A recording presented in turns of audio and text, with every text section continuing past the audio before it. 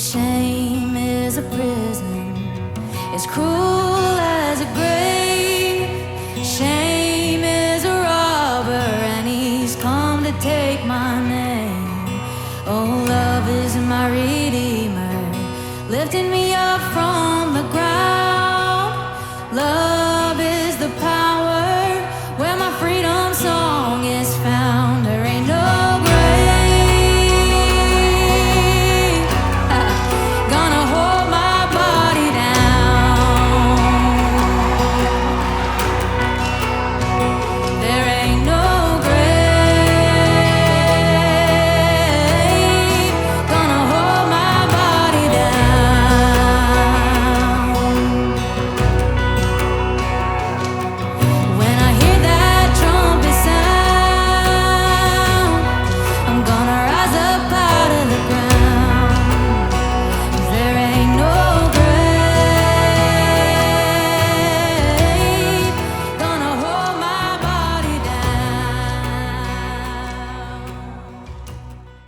Hey, OFers, it's Del West. I'm here at the most fantastic theater in Vegas, the Galaxy. The theater chain is so fantastic that they said that if I wanted, we could give specialty filmmakers specialty screenings. So yeah, it'll be limited seatings, probably around 50 people per.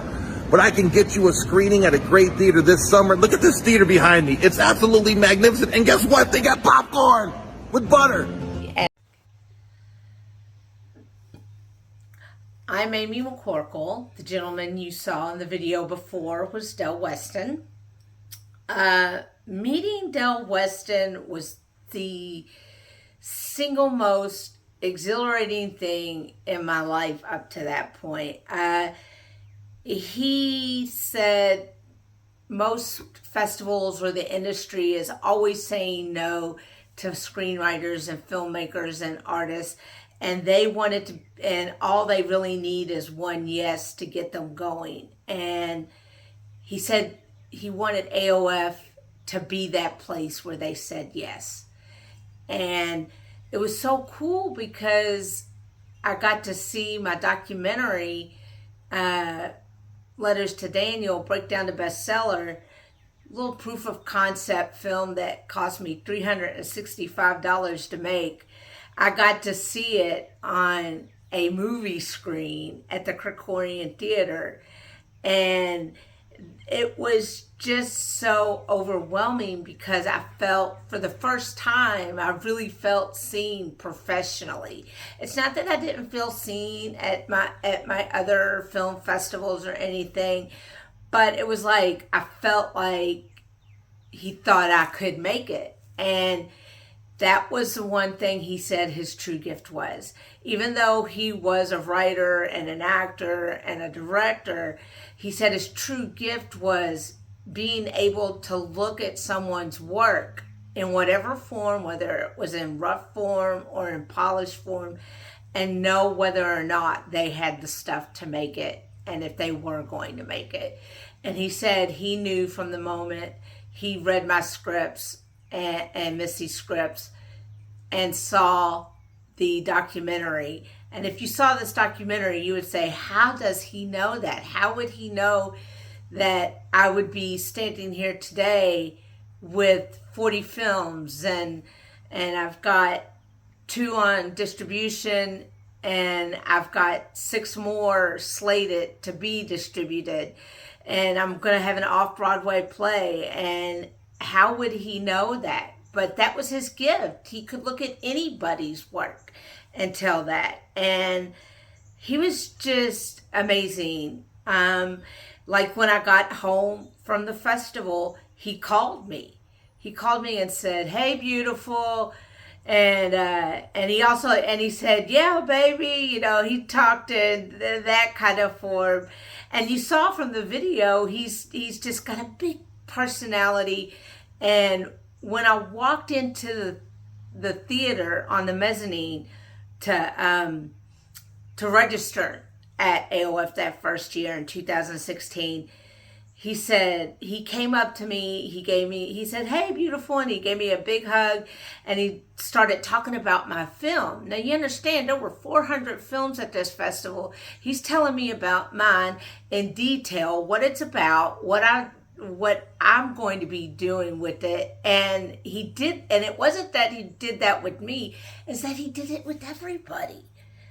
And I don't know of any other festival that was like that. And I'm not going to get into the other festivals, because there's two other festivals that were absolutely wonderful in my development, Imaginarium and Indie Gathering, but I want to focus on Del for this movie because that's what the assignment is for.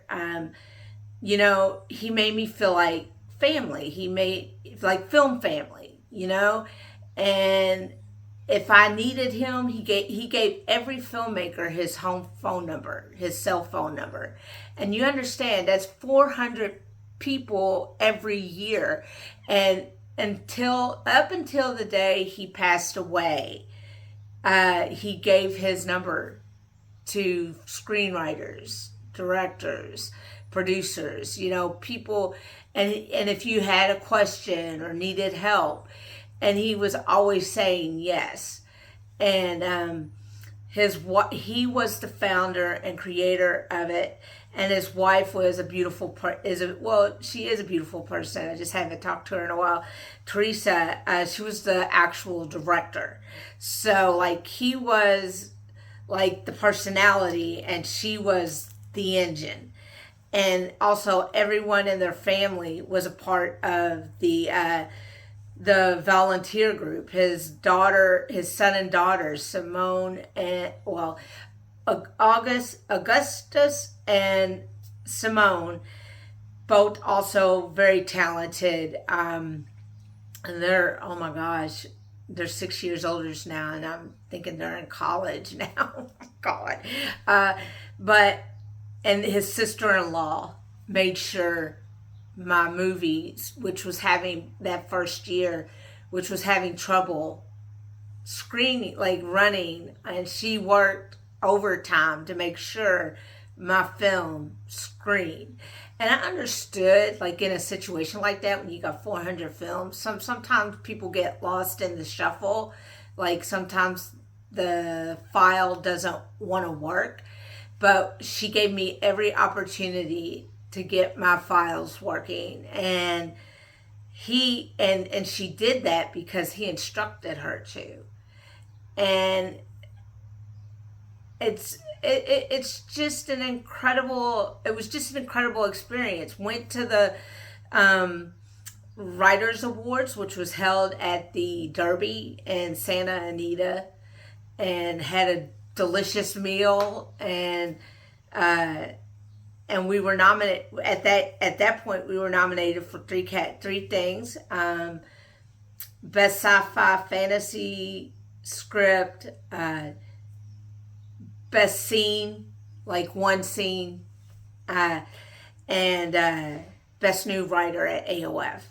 And the beautiful thing about that was we were runner-up for one of the categories, but we ended up winning best new writer.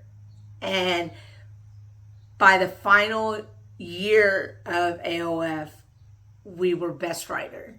So it was like a nice arc that we traveled. And Del taught me, I knew how to network, but Del like polished that. Like I got really, really polished at that point.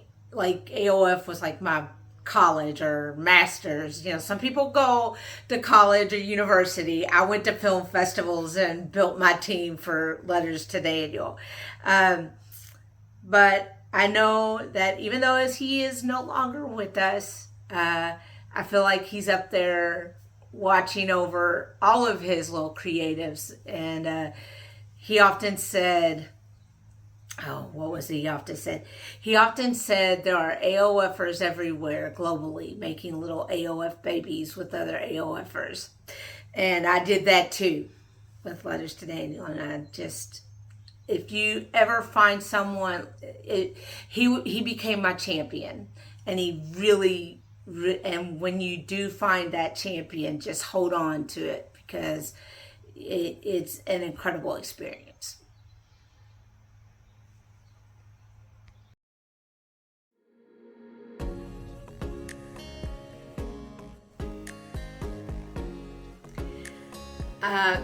You know, my relationship with Del grew over time.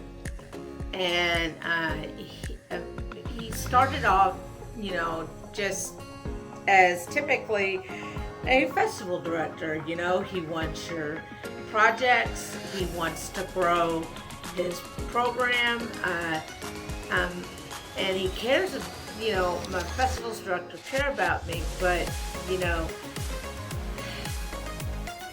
it's hard to describe. He became like a big brother.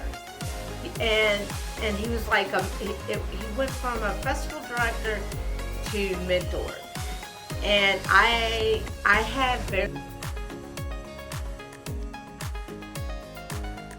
in the early days of my time with AOF, before Del passed away, before they closed shop, I had mentors. I had people who helped me in the industry as a writer, as a filmmaker, you know, and people like Thomas Moore, Michael Epstein, Michael Epstein and Sophia Cachola, a married couple. Steven Zimmer gave me my first shot at having a film play live at his film festival section, the Imaginary and Creative Writing Convention, and there was Ray Schutz, who really recognized me and Missy as legit screenwriters for the first time at Indie Gathering. But Del really saw, at that time, I was kind of, when I first went to AOF, I was kind of broken in pieces, so to speak, because 2016 was a hard year. I had been trying, you know, like I said before, you know, you kiss a lot of pigs in this, or kiss a lot of frogs in this industry before you find your groove, because you don't really learn unless you experience. And but right off the bat, you know, it's like, you know, you'll go in, and I went from the moment I walked into AOF. You know, I can't think of, Mark Pellegrino was a guest there, and he played Jacob on Lost. He played Satan on Supernatural, and I was like totally intimidated to walk up to him. And Del went, just go up to him. If he didn't want to be talked to, he wouldn't have come here. And he was so funny, and he just really, as a film festival director, he made sure, like when my blood sugar dropped when I first got there, he had his volunteer go get popcorn and Coke, so I didn't have to run down and get it. They went and got it for me. Usually if I'm at a festival, they'll say, oh, well, here's a voucher and you can go get it. But the problem with the blood sugar dropping at that point, when I got off the elevator, I still felt like I was on the elevator. And, you know, he brought people over to meet me. There was a gentleman there by the name of Harold L. Brown, and he introduced me to distributors, and he introduced me to the actors who were special guests. But generally speaking, even though they had these special guests, he felt like the true stars of AOF were the filmmakers and the screenwriters and the songwriters and the book writers, and they had all kinds of categories that, you know, maybe his vision was for MegaFest, which at the time when I went to the first one, there were two festivals encompassed in one. It was AOF and Hollywood Dreams. And each year it got bigger and bigger and bigger. And then he started mentoring me. He started calling me like once a week or a couple times a month, just to check up on me. And so he went more from a festival director to a mentor. And then in the fall of 2019, he contacted me and said, no, it was the summer. It was the AOF of 2019, his last one, and he appeared at. And he said, I went to something called Dinner with Del, and we had wine and steak and all this stuff. It was really cool. And it's limited to how many people come. So you had, so there were about 13 of us. And so we had to go, the deal with this is you go around the table and you tell them who you are and he tell you why you're there. And I stood up and I said who I was, why I was there. And by this point, this was my fourth AOF. And he says, okay, so Amy has received the Artist in Residence Award. And it's for my body of work. He goes, we created this award for you in honor of you. And he says, and the prize is you get to run your own festival. And you get to name it. And it only ran for 3 years because, as you know, at the end of 2019, COVID and unfortunately, the following year, about 3 weeks before AOF, he was taken to the hospital with COVID, and he wasn't he wasn't able to attend. And but in that short time, he really believed in me. He would call and he says, "How's the Letters to Daniel project coming?" And I said, "Well, someone said they had all this money, but it was a big lie." And he goes, "Oh, I'm so sorry." And so then he walked me up to a producer, and it didn't work out between me and them. But, and he also called me one time and said, "Listen, I want you to keep trying, keep pursuing doing the production of Letters to Daniel on your own. But if nobody else can do it, I will help you." I knew he meant that, but it would be on his time frame. And if anybody knows me, I don't want to be on somebody else's time frame. And but I was really touched that he would say that and offer that. And he was just really like the wind in my sails. I would say I loved him like a brother, and he was very protective. So when you hear all these horror stories, I didn't experience any of that because I had him running interference basically, and so ultimately I became a festival director for a couple of years, and the name of the festival was Conquering Disabilities with Film. And I am super proud of the time it ran. It's just that I'm such someone who wants to make creative projects. I don't want to run a festival because that's just like a bridge too far. That's what it felt like, because you had to be watching. You get a lot of submissions whenever you're attached to someone like AOF, and but Del was incredible. And when I did a show called a podcast Recovery Unplugged for a couple of seasons, he would always come on, and I would never feel like doing it because it was like at 9:30 at night, and I was like, I don't want to, But I wanted to do it, but it was just like, the energy level.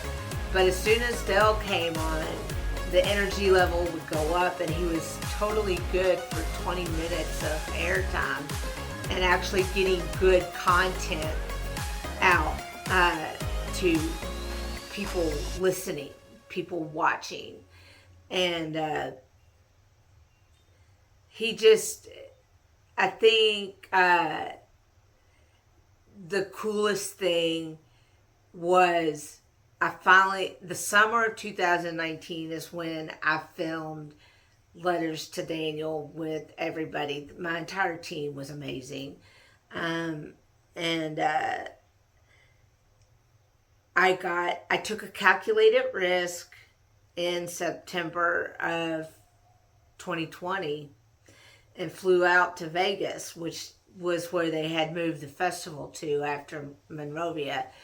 And I went to the Galaxy Theater, and the screen was 16 feet tall, and I got to watch Letters to Daniel as it was intended to be seen. And I got to see it with Del and a couple of other people. And we had our masks on and sat in 2 seats apart, all 5 of us. And you know, it was like a waking dream, because the poster was like 6 foot tall and was on a rotating, it was digital, so it would come up, and we took a picture of us by the poster, and Del took pictures of us by the No Time to Die standee. And we took pictures next to the theater the movie was showing in, and it had the original Letters to Daniel poster showing.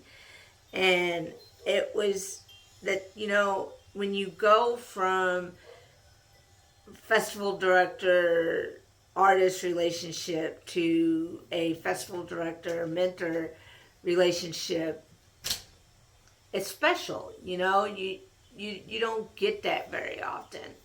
And I heard, and then my manager Haven Harrington said, well, you should ask such and such to be your new mentor. And I said, really, that I don't know if I'm ready to take that on, because me and Del, you know, it was just, I'm still not over losing Del, and that's why I have to make this film as kind of homework and also a creative project. So it's like, I want to honor everything he did. I want to honor everything he did with me. And he just seemed to really believe in me. And one of the things that lives on is I wrote a book, a memoir called Something to Believe In, and it was part memoir, part creative how-to. And Del wrote the intro to it, and he just anytime he talked to me or wrote something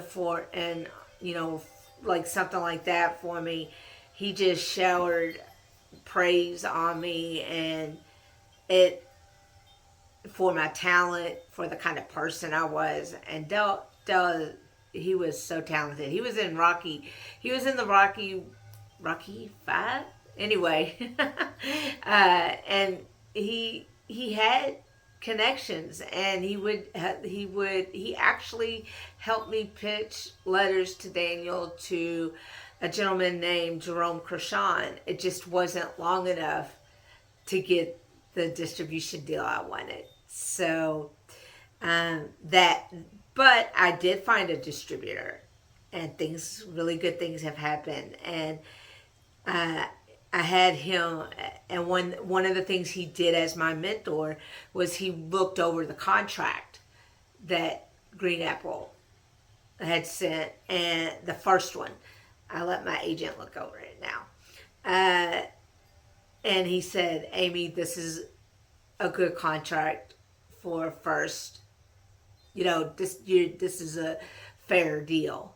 You know, they're not trying to take you for a ride. And I think people should know that it's important to find those people you can trust in this industry, because there's people I'll work with, but there's not too many people I absolutely trust. But the people I do absolutely trust, they know. And Del was the first person I was able to trust like that, I think, in that position of power. He could have really taken advantage of all those creatives, and he didn't. He just led the way, basically, and was willing to help. He helped a lot of people do a lot of great things and made a lot of people believe in themselves, including me.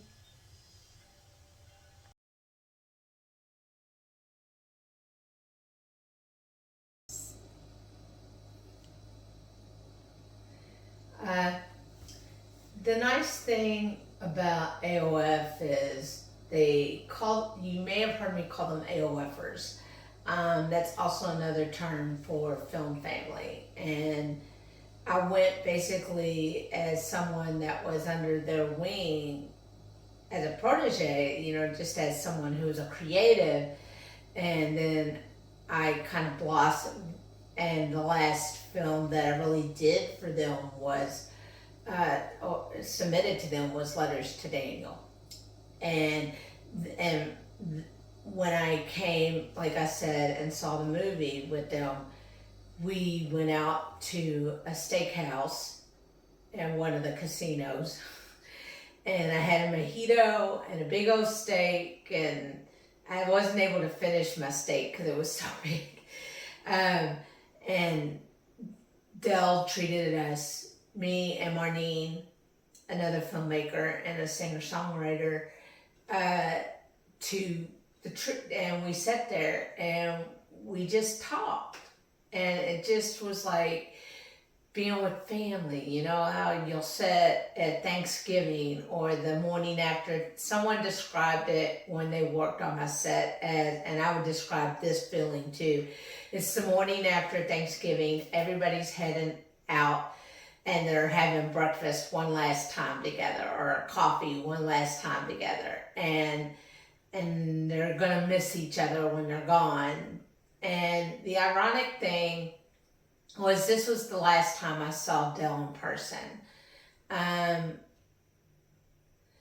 But it was a beautiful experience. I was wearing dress shoes. He said, "Avi, if your feet are killing you, just take your shoes off and walk barefoot." So through the casino, I'm walking barefoot because my feet are killing me because of the dress shoes I have on. And but it was just, it was a beautiful experience to get to go from just someone who came there out on faith, and they just like took me in their arms and put me under their wing and gave me all these opportunities. They didn't spoon feed them to me, but they had like a free marketplace in a way, and the opportunities were there. You just had to go up and get them. Like, they weren't going to just walk up to you and say, "Hey, here's your opportunity." But if you walked up to the individuals, or you went to the courses, or the opportunities were there to grow, to learn. And when I remember standing with Teresa, actually, that was his wife, and she talked about how they would send out this huge newsletter if you were accepted. Like, right, if you were an official selection for your film or screenwriter or what, especially for a film, they had a press release list, and you could send it to all the and this was out. This is out in a entertainment rich area. So there's lots of people, lots of well-known people and entertainment magazines that would come and see your movie. And they go, we give people this opportunity, and it doesn't cost anything. It was absolutely free. You just had to write your own press release. And I was like, and only 3 people took advantage of it. I took advantage of it because I knew I knew that kind of opportunity didn't just come once in a lifetime, you know. Um, there were other things they did with their festival that cost a little extra, but as they said, they were added value. And I think one of the most beautiful things that ever happened for me was the second year, the year they moved from Monrovia to Las Vegas. I was talking to Del and on Facebook, and I was like, "Thanks for accepting," because I had another movie. I had submitted some stuff, and he goes, "Well, wait a minute, I've got something else. Just keep an eye on Facebook." And they said, we have a scholarship, and the first year, the first person to receive it is Amy McCorkle, and it covered my whole hotel stay at the Palms for 10 days. And it was just like, and that year, I let people stay in my hotel room because it didn't cost me anything. I took my cousin Rebecca. There was another friend of mine named Barbara Aaron True, and Anna Jo Bryle. She had initially started off as an editor for my books for Blackworm, but I had told her, "Hey, write a short script, you never know." And she got nominated for something, and so she didn't stay in the room, but she hung out there a lot, and we would get room service, and it was just, we had to pay for our own room service, right?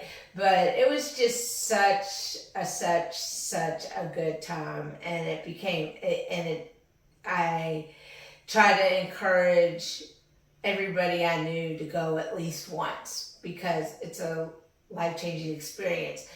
My composer for Black Gold, Valio, who eventually scored Letters to Daniel and a bunch of other stuff for me, he came all the way from Bulgaria. And Thomas Moore, who he came, I met him at Imaginarium in 2016, and he helped me find the lead actresses for Letters to Daniel. I said, "Thomas, you gotta come, you gotta submit Ruination." And he got nominated, but he also got, there was a special award, and it's reserved for older individuals who sometimes otherwise get lost in the cracks, like they get help. And Rebecca got it, Thomas got it, and Valio got it.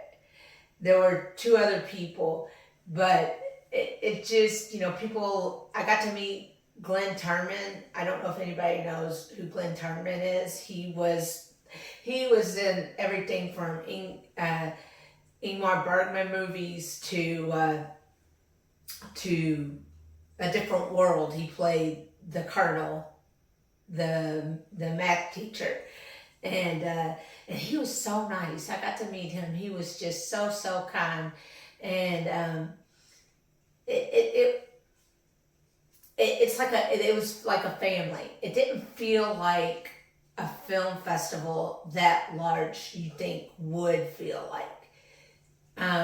They usually had about 20,000 people come through the festival each year, and I know there are festivals that are way bigger, and there are festivals that are smaller, but they were a medium-sized festival that felt like a small festival, intimate. It had the intimacy of a smaller festival. And going from just someone who had kind of given up on her film dreams they really lit a fire under me, and I embraced the filmmaking, and ultimately we were family.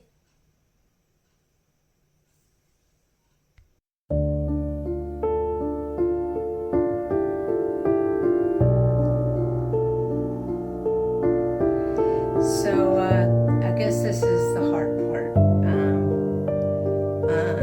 On August 24th, 2021, Del passed away from COVID. 3 weeks before, he was taken by ambulance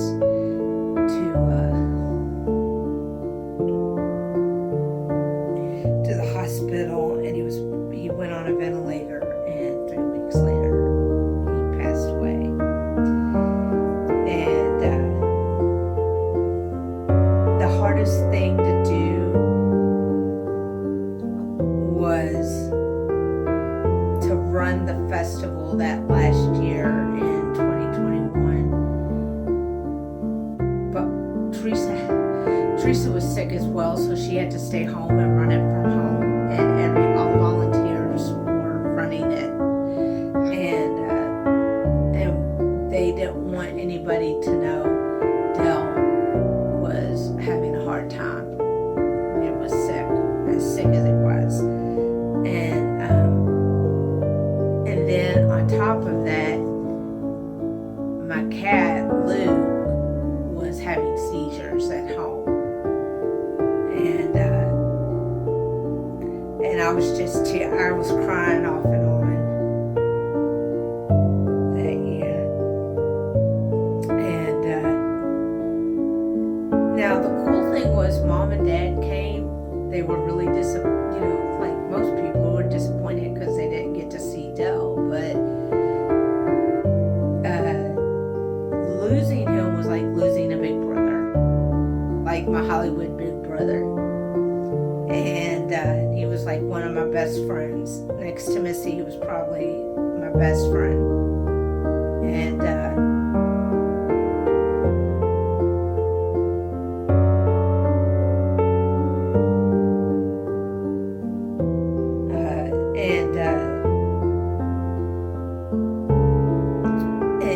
when I was, I have bipolar disorder, and in the process, it kind of caused me to relapse. And some of the things I did, I am not proud of. Like, I used my mom's credit card without her permission. I don't do that. That's not my personality. I didn't spend $30,000 or anything, but I bought a plane ticket, and so losing him definitely set me back in my recovery process. And I don't usually share that with people because, some people say, oh, I remember some people going, oh, you don't look like you have bipolar disorder. You don't act like you have bipolar disorder. And, but there are still bad days. And, Del was a main source of support. He was like, him, Missy, Mom, Dad, but he was like this larger than life person, and I knew he believed in me, and I just didn't know for a little while how I was gonna manage my career. And I know maybe people get sick of me talking about him, but he was such a big part of my life in such a compacted amount of time, from 2016 to 2021. I felt like I knew him forever, but it was just a few years. It was ironic because I come across Facebook, I'd been friends with another festival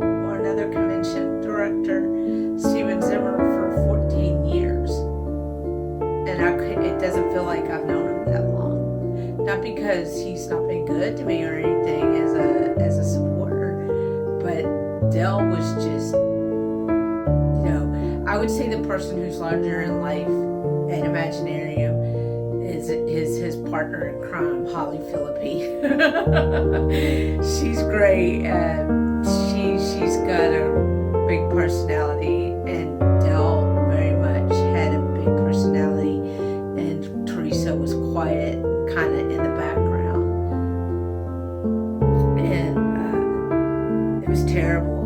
Like, when he died, I ended up having to go to the hospital ER because there was a storm and it knocked out the power, and I went to a hotel and I slipped and I fell and hit my head, so I had to go be checked out to just be sure.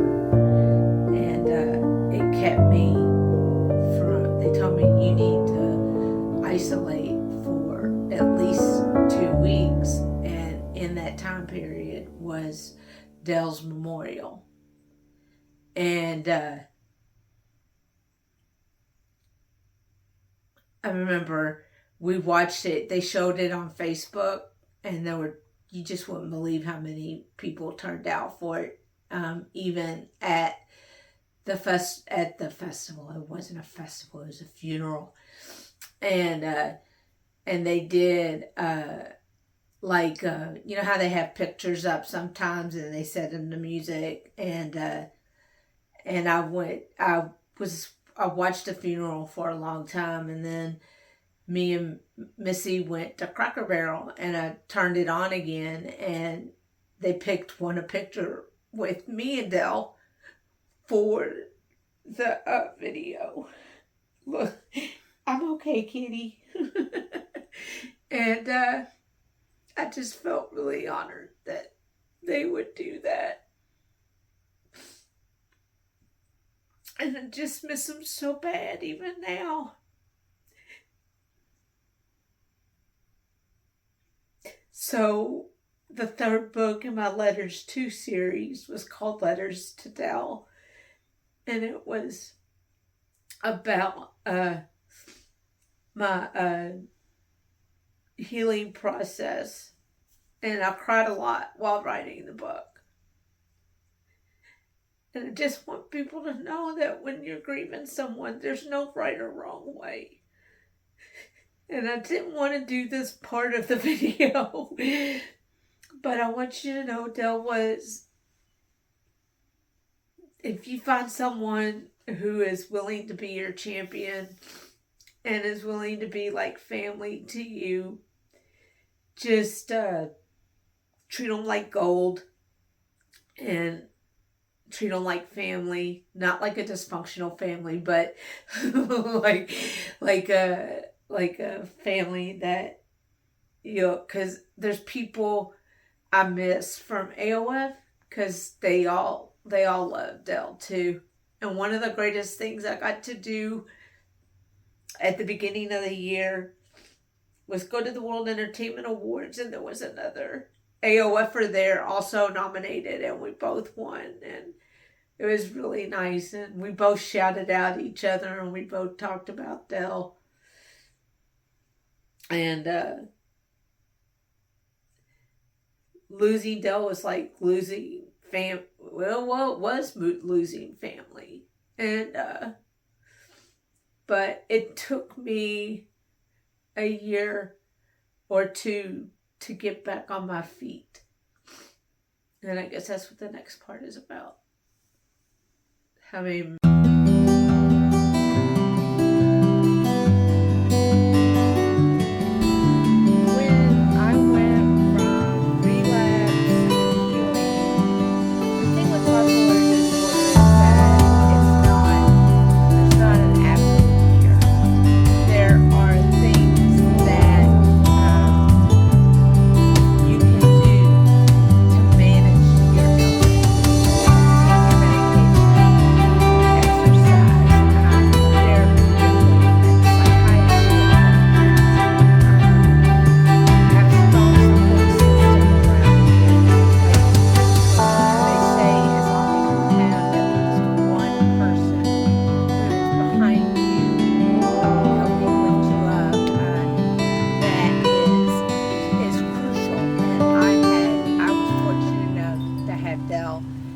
course, I had Missy, my mom, my dad, my friends.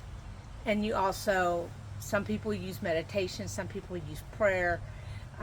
For me, it was prayer. Fortunately, I don't suffer from religious ideation. That is very different than having faith or going to church.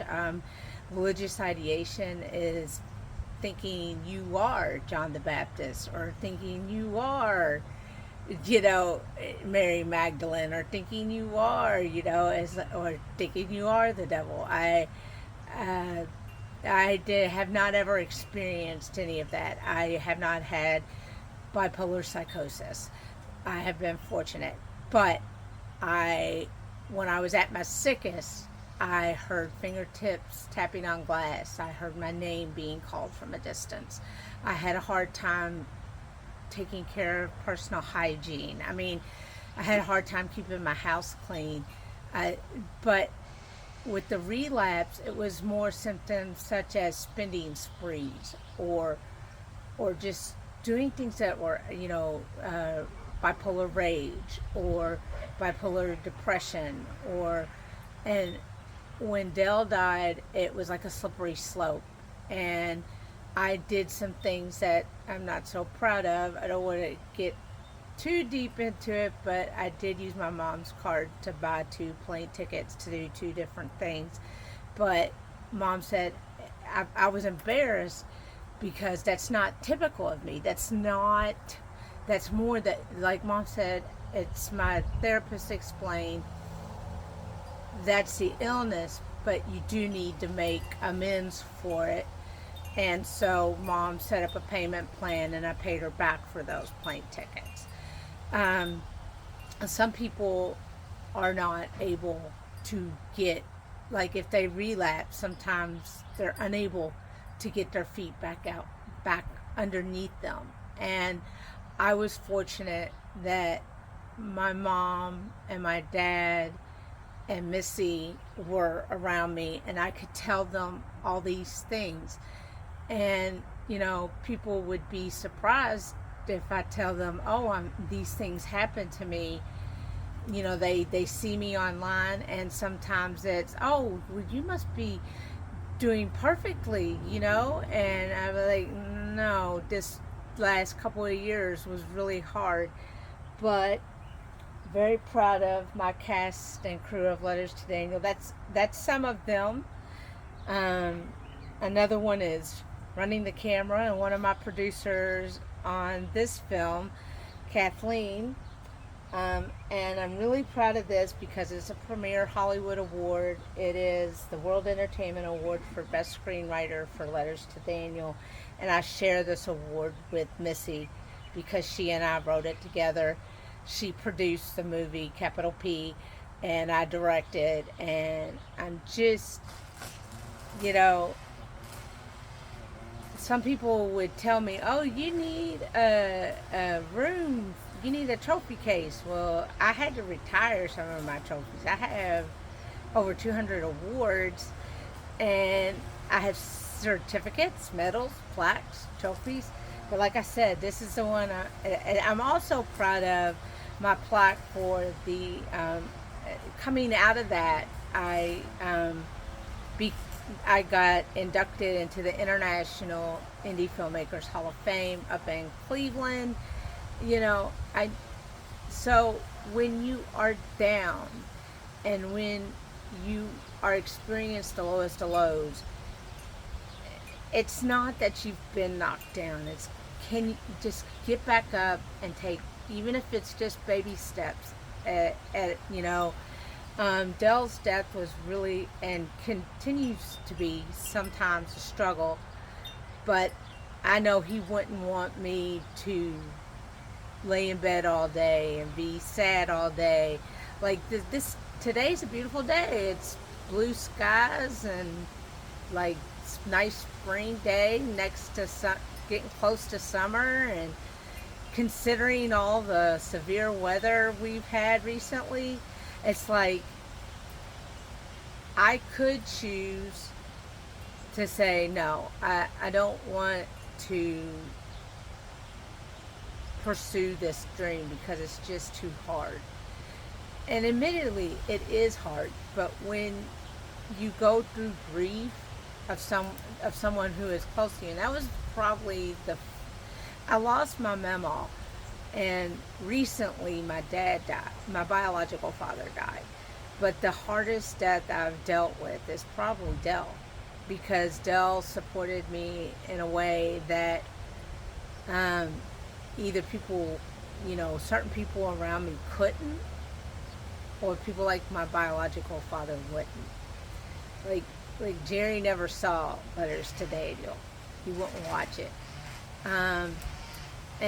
But my mom and stepdad, my mom and dad, John, they went all the way out to AOF in its final year and watched it with me. So, I have people, and I think you need to remember gratitudes. If you list 3 things when you're having a hard time. Let's say you have what I have, and it's bipolar disorder, and you have a morning where it's like, oh, I think this is going to be a difficult day, and Dell's gonna, or whoever you have lost is gonna be on your mind.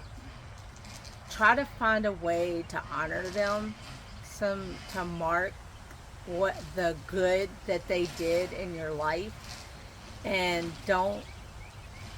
it's harder to do it in the beginning, admittedly, because when they're first gone, it's hard, it's like you just want, like, I know now when this happened, I wanted to go, hey, Del, guess what? But, considering I believe he's up there, I believe he's watching after me, I believe he's watching after all his creatives, because he was just that kind of guy. And, but I will admit, he did not inspire lukewarm emotions. It was either hot or freezing cold. And I was fortunate enough that he considered me like a daughter. And I think and that doesn't happen often. And if you happen to capture that or something like that, is you are blessed with something like by the universe or by God or whoever you believe in. If you are blessed enough to have that in this life, just hold on to it, and every day write 3 things you are most grateful for. And a funny story, this is more about my stepdad, and it alludes to Letters to Daniel. Letters to Daniel started off as a blog. And I went in, it was 4 o'clock in the morning, and Dad had just gotten up, and I hadn't gone to bed yet. And I walked in, I said, listen, I did a blog online. It's about my personal truth. And I said, but you and Mom may not like some of the things I say. He goes, oh, and I said, and it's called Letters to Daniel. He goes, oh, I started a blog too. It's called All the Lies That Amy Tells. And it cracked me up. My dad's sarcastic and stuff like that. But Dad has been, John has been in my life since I was 2.5 years old. He's Dad. He took me to the movies. He came to quick recall matches. He came to the field hockey games. Jerry came to one field hockey game, and boy was he lit. You could tell his face was red, and I was just like, and he didn't that. But what thing is, that's the only time he was chatty Cathy was when he was drinking. But that's a story for another time. Del was a man of faith and a man of God, and they had gatherings in his home. There would be rabbis. There would be priests, there would be preachers, there would be pastors, there would, and they would provide a bunch of food, and they would all sit and talk, and it was just a beautiful thing. And and that I was included in his family, even though I couldn't go to those things because he lived in Las Vegas and I lived in Kentucky. I feel lucky to have had Del for the time I did.